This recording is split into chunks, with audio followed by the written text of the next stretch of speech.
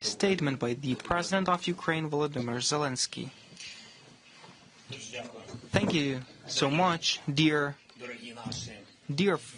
friends, dear Emmanuel, dear Keir, Friedrich, Donald, dear teams that are present here, dear journalists. Today in Ukraine, in Kyiv, we have a very important format, an important meeting, a very important signal. The leaders of Britain, France, Germany and Poland truly united Europe in Ukraine.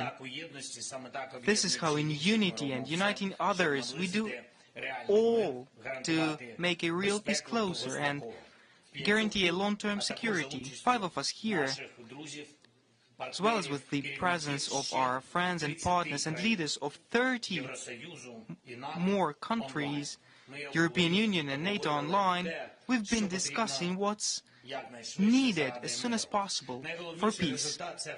The main result is absolutely clear and following stands regarding the following. We've agreed that since Monday, 12th of May, a full and unconditional ceasefire must start for at least 30 days. We together demanded from Russia. We know that the United States support us in this.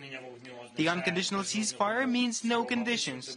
An attempt to put any conditions is signaling intention to drag out the war and undermine diplomacy. The ceasefire must be comprehensive in the air, at sea and on land. To ensure the monitoring of ceasefire is absolutely possible. This is truly feasible in coordination with the United States of America. Ceasefire should last 30 days to give diplomacy a real chance. During this time, the work will be concentrated on defining security, political and humanitarian basis for peace.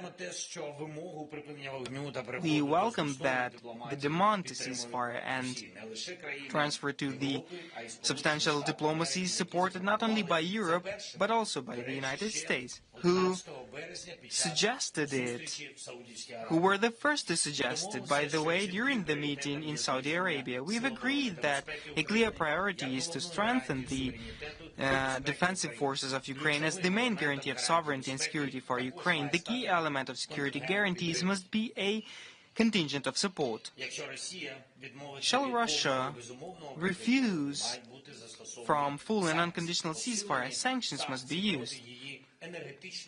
Sanctions must be strengthened against its energy sector and banking system.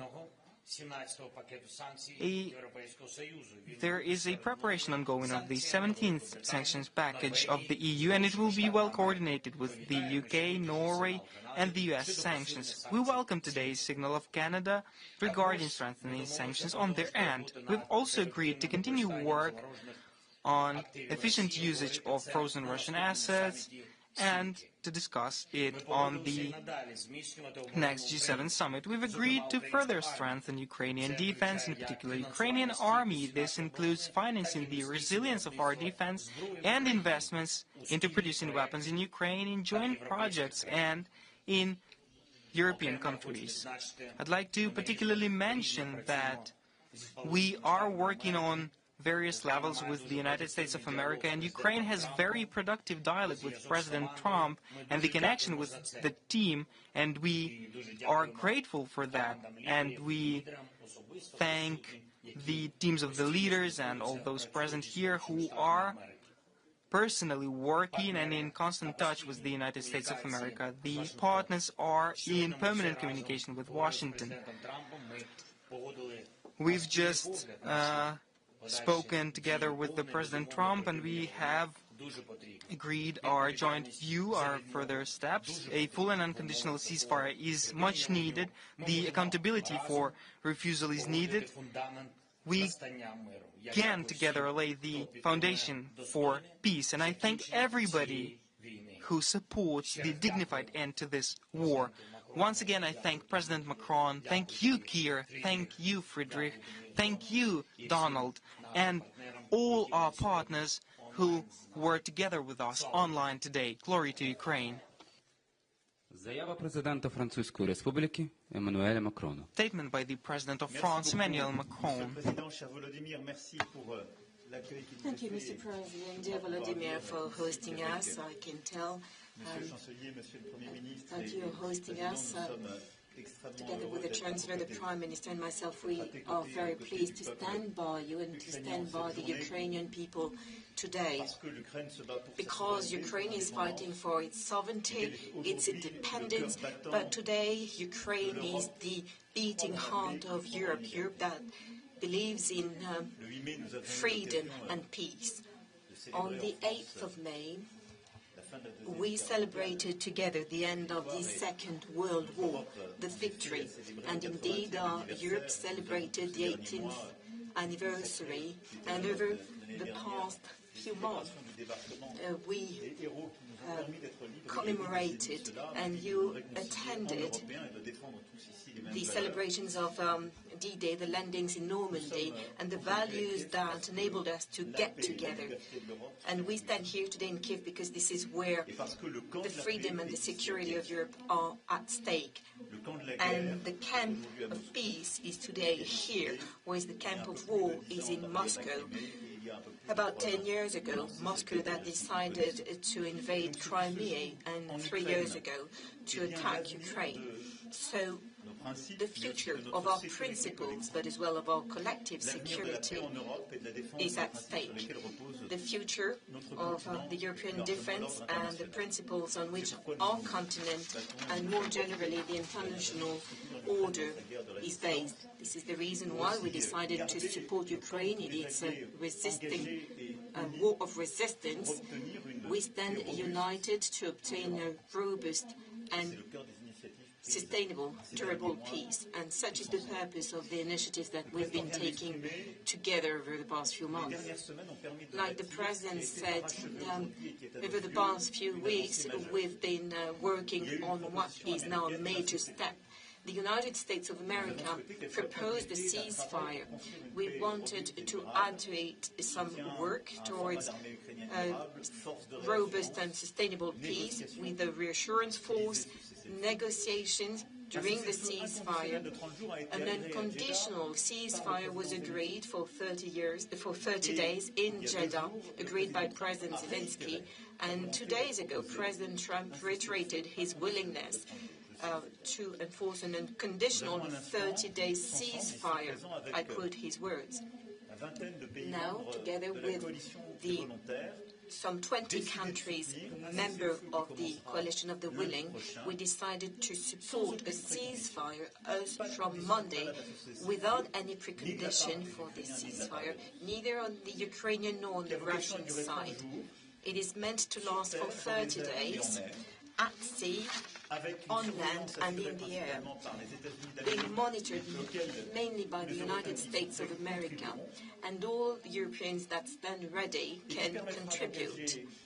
And that will enable to launch immediately the work, the negotiations, to build a robust and lasting peace, talking about the sensitive infrastructure, the territory, and of course the security guarantees. In case of violations of this ceasefire, we agreed that massive sanctions would be prepared and coordinated amongst the Europeans and with the United States. We, a few minutes ago, at the end of the meeting of the Coalition of the Willing, we talked to President Trump, first of all, to report on our work, also to thank him for the initiative that he took a few months ago already, and to agree on all the relevant terms, as is the case. In addition to the ceasefire, to work on robust and lasting peace, we will continue to provide our military and financial support to Ukraine for it to resist. And most importantly, we will continue to act for Ukraine to enjoy some robust guarantees with equipment to deter any new attack, with financing and adequate financing and adequate equipment. We will also work on second curtain reassurance forces.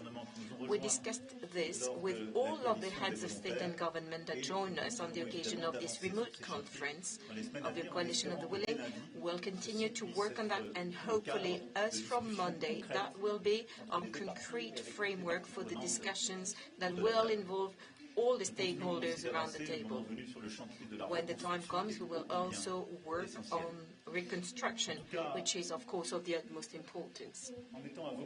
In any case, by standing by you, being with you here today, Mr. President, dear Volodymyr, we're not here just to continue commemorating, but also to say, to affirm that on this 10th of May we stand fully by your side, to tell once again to the Ukrainian people that we will never abandon it, and that we will fight for peace. And I hope that peace will begin as from Monday, based on the terms that we proposed, that we support, and which today are agreed upon by the United States of America, all of the European allies, Ukraine, of course, as well as Canada, Australia, Norway, and others who are part of this coalition for the willing. It is now time for us to build this peace and a lasting peace. Thank you very much.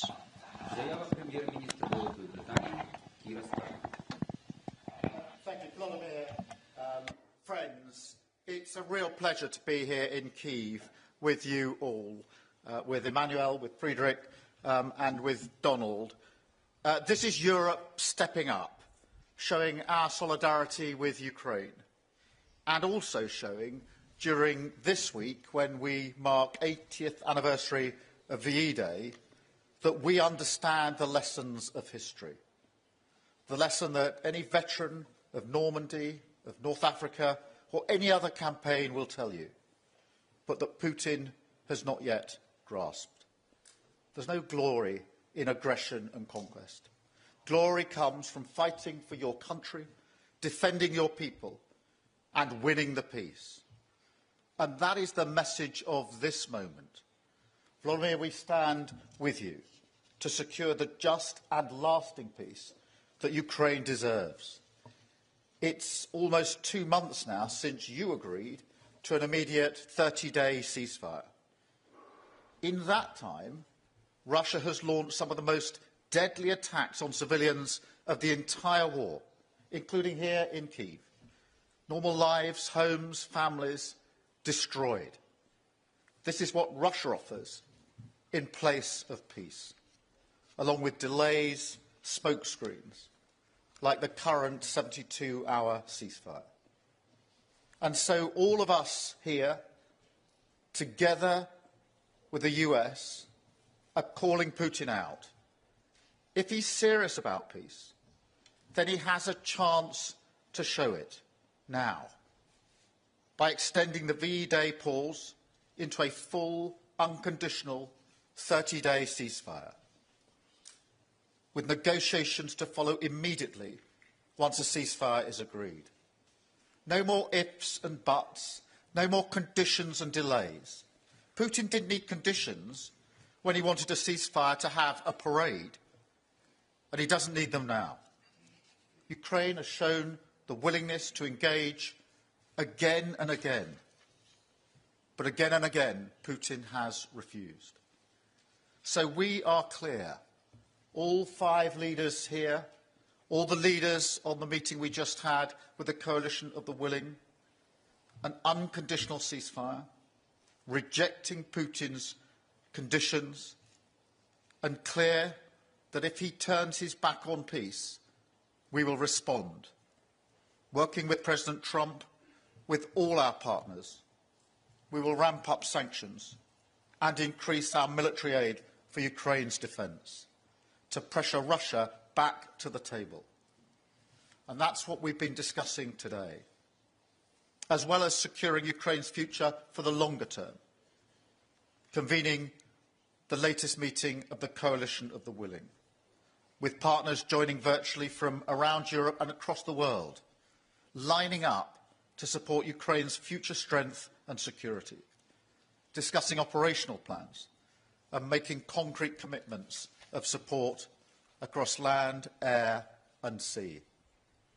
We want to help Ukraine look to the future with confidence, so we're working to boost Ukraine's economy, and as a vital step, I'm pleased that UK experts have been on the ground leading work to support the resumption of flights into Ukraine once a ceasefire is achieved.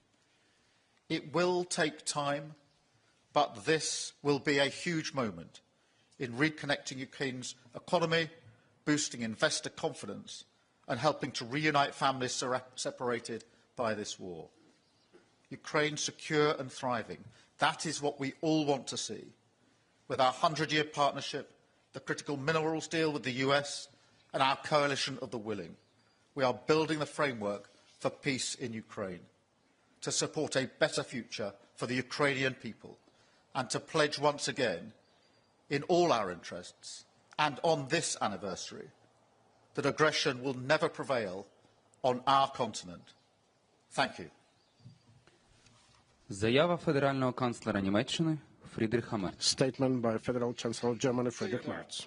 President Zelensky, lieber Volodymyr, liebe Kollegen, Emmanuel Macron. Volodymyr, colleagues, Emmanuel Macron, Keir Starmer, Donald Tusk, ladies and gentlemen. This week that has now come to an end, we met at different places in the world. We commemorated the end of the Second World War in different places, a war that was started by Germany, my country, only a few years after the end of the Second World War, and not least, thanks to the United States of America, France, the UK, and many others, was given the opportunity to come back to the circle of civilized nations.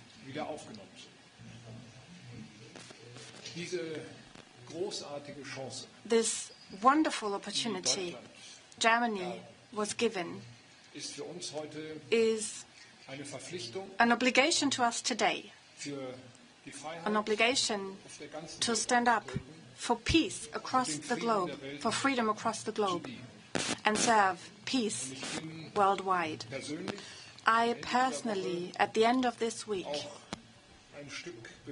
am also very moved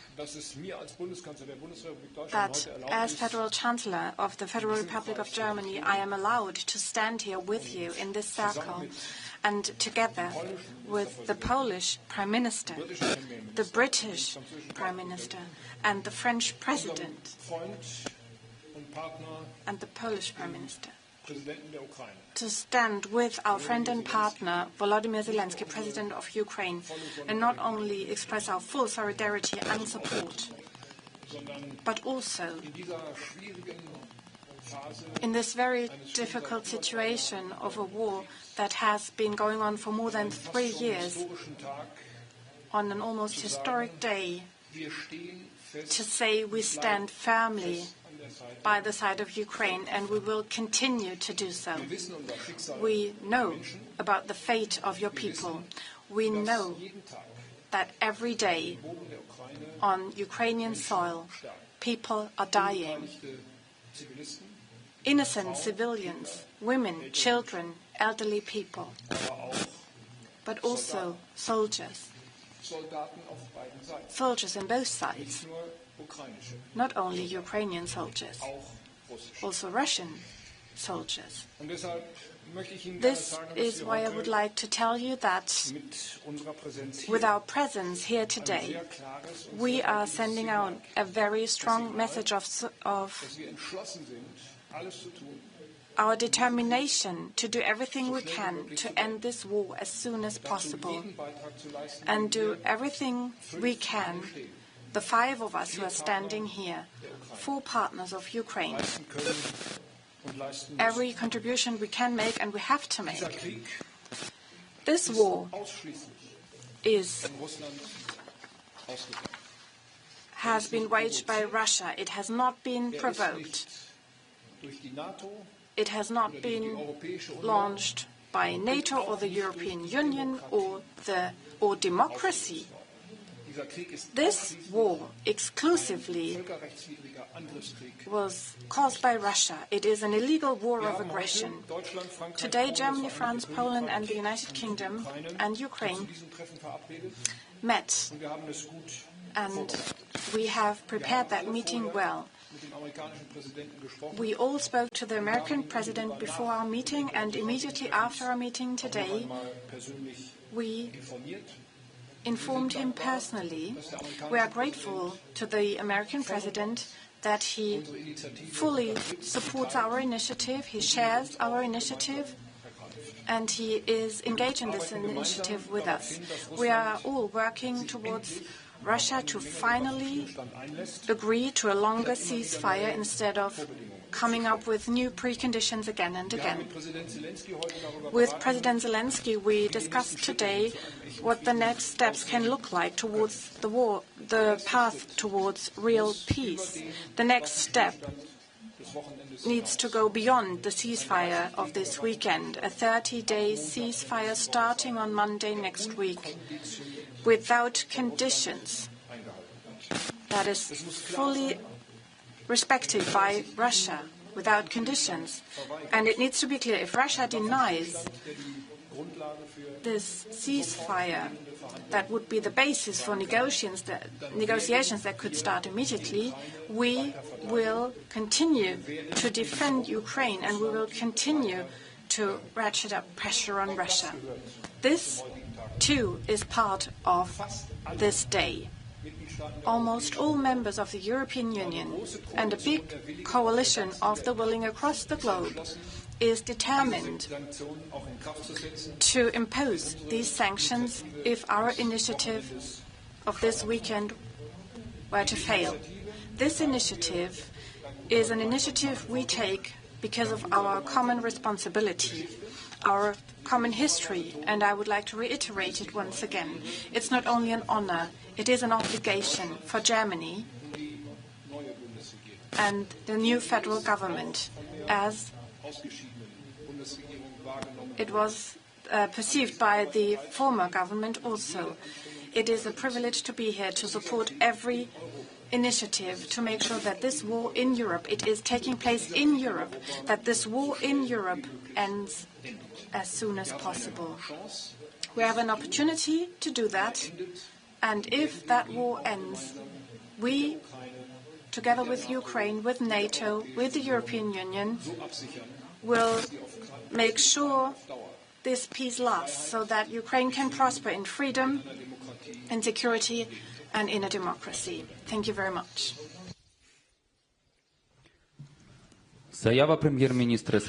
Statement by Prime Minister of the Republic of Poland, Donald Tusk.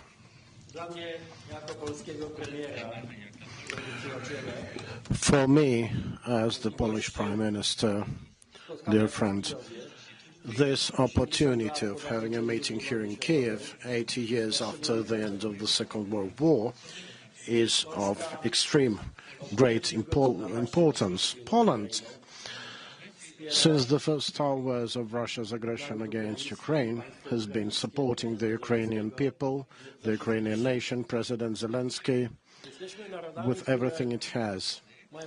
We are the nations that have a constant memory of huge victims that we had sustained during the time of the Second World War.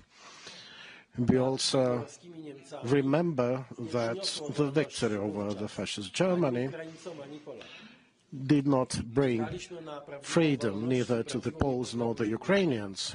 We were waiting for true independence and freedom for many years. We are ready to fight for the freedom and independence. Ukraine today is paying the highest price, the blood price, fighting for the same values of independence and freedom. But Ukraine is not alone today. This is an exceptional symbolism, what has happened in these 2 days. Yesterday, they had the parade of shame organized by the aggressor in Moscow. And brutal words full of aggression and hatred were said there. A day later, there's a meeting in Kyiv. The meeting of us four with President Zelensky. The meeting that results in the call for peace, for an immediate, since coming Monday, unconditional ceasefire. The meeting that takes place in Kyiv, that has been bombarded, ruined, attacked by the aggressor. It is from here where the words about the need to stop firing, to launch negotiations as soon as possible, to reach a long and lasting and just peace, come from. These are the words that the whole free world has taken close to its heart. This is the day that has not just a symbolic value. This is the day when a very important event took place. The idea of ceasefire and immediate negotiations has been a joint one, voiced by the President of the United States of America, the President of Ukraine, German, UK, and Polish leaders present here, all done to support Ukraine in its fight for freedom and independence. It is the first time that since long the whole free world has been united around the decision we adopted. The whole world, starting in New Zealand, ending in Canada, Iceland, the US, Norway, the whole of Europe, we've all have been speaking with one voice. And this isn't a naive voice. We fully understand that we are facing a true test. Same can be said of Russia and its Putin. We will be waiting for Russia's reaction. What we are surely of is that the proposal that we coined together by the US, Europe, Canada, Ukraine, regarding the ceasefire, regarding the truth, is a serious one. If Russia refuses this proposal, no one will have any more doubts as to who stands for peace and who stands for war. President Zelensky and Ukraine's readiness to launch negotiations is truly a no small gesture. We do not know whether the aggressor will value that, but we all will remember it. We will all know who initiated this true initiative of peace in these remarkable days. Mr. President, I would really like to see that since this day we remain as united as we are today. The commitment, the engagement of all the Western nations, of all the nations for whom freedom is of supreme value, the engagement in this strive for just and lasting peace. This is what is important. All the participants in the meeting have confirmed that. It has also been confirmed by President Trump during the phone call. This proposal of an unconditional ceasefire, also to launch immediate negotiations afterwards, if it is left without reaction, if it's about double play, it will result in the ratcheted up sanctions and the world further uniting over and around Ukraine.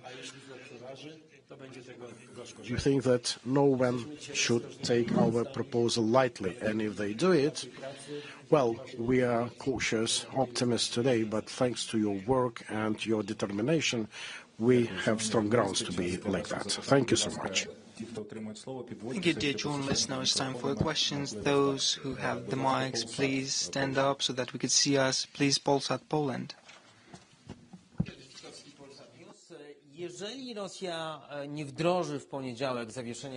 If Russia does not agree to a ceasefire, how fast the members of the coalition can adopt new sanctions packages, and what sanctions could it be? Because the previous sanctions packages, they didn't prevent and stop the Russian aggression. So is there a potential that would make Russia change the course? And can there be sanctions against the states who are efficiently helping Russia to bypass the existing sanctions? Your question goes to? Do premiera Donalda Tuska, ale także do pozostałych This was the question to Prime Minister of Poland Donald Tusk and the other leaders.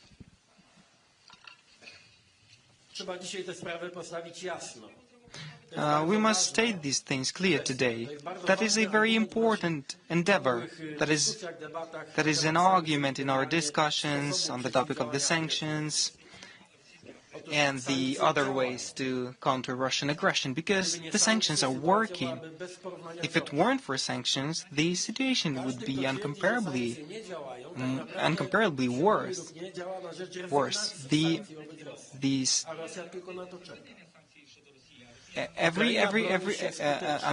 The Russia is actively waiting for the sanctions to be lifted, but Ukraine is defending thanks to the courage of its warriors. But we also know that the aid that is that is incoming to Ukraine from the United States, as well as the policy of sanctions, they have given the results, and they made the Russia's victory in the war impossible. Which is why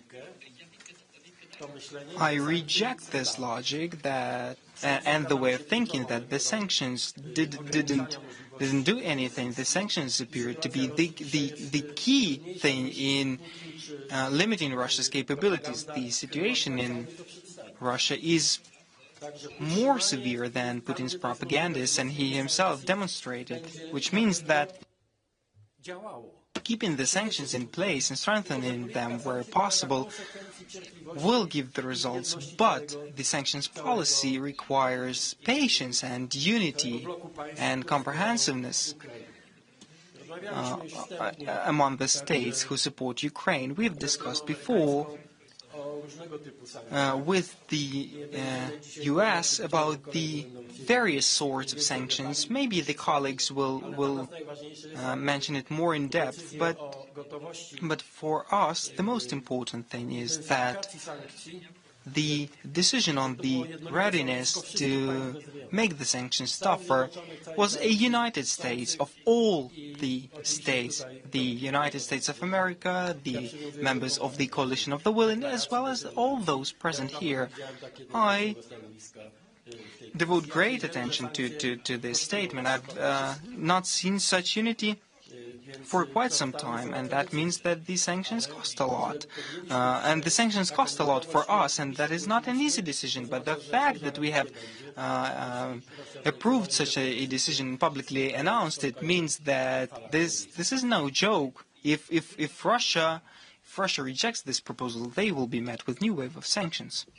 Okay, the next question, please, by DPA here in the second row. Michael Fischer, Deutsche Presseagentur. Thank you so much, Michael Fischer. As the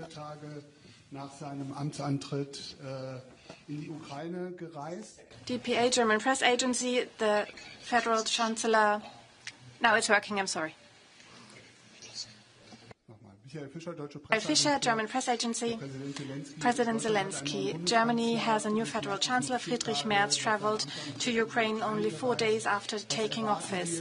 What do you expect from the new federal government?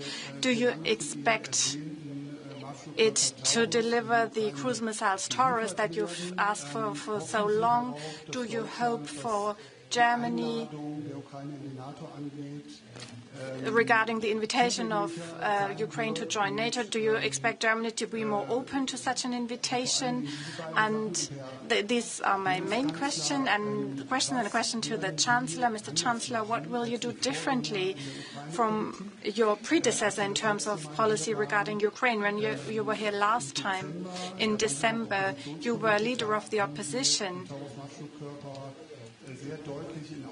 You clearly said you might deliver Taurus. Now you're federal chancellor. Do you think differently about this now? And would you be willing, in case of a ceasefire, to send troops on the ground to Ukraine?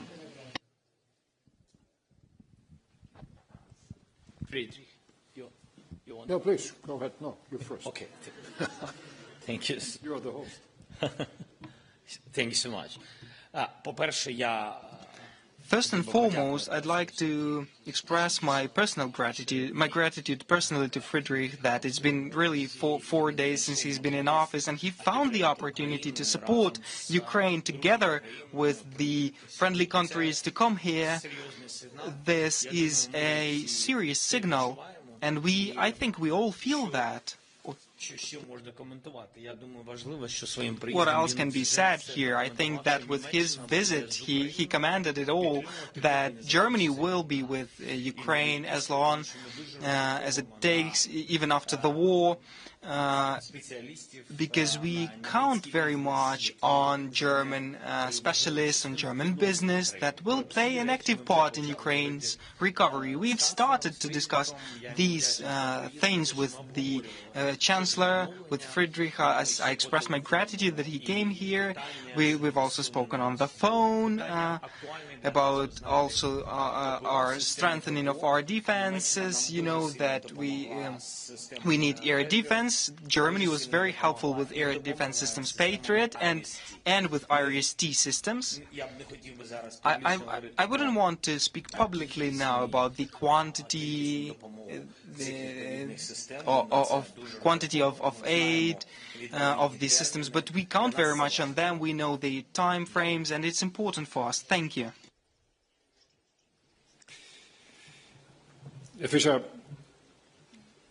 Mr. Fischer, I stand in a certain continuity with the former federal government. Over the last 3.5 years, we've taken many decisions together. We also, at the beginning of the war, shortly after the beginning in April 2022, we've jointly suggested a motion to the German Bundestag. I was one of the first politicians in Germany to travel to Ukraine on the 1st and 2nd of May 2022, and we've always said that we want to support Ukraine, that we have to support Ukraine, not only because it's in Ukraine's interest, but also because it is in our common European interest. This war puts at risk not only the territorial integrity of Ukraine. This war attempts to destroy the entire political order of Europe. This is why we stand by Ukraine's side. The scope of what we do is something that we will, in the future, discuss even more closely with our partners and the coalition of the willing. And the fact that I'm here today should illustrate to all of you that this format, E3, and wherever possible, together with Poland, I will do everything I can to make sure that we assume a leadership role as these 4 countries. The measures we will take together to end this war and the decisions we will take together in order to secure a possible peace in Ukraine is not a matter or a topic for public discussion. It will be discussed internally in this format together with the United States of America. I think it is of the highest importance that the United States of America remain engaged, remain committed, and what kind of reassurance in terms of security policy we could give to Ukraine, Ukraine that was able to sign a peace treaty, these are decisions that will be taken when the time is ready and that we will take together once the time has come. Наступне запитання, будь ласка, ITV, Велика Британія.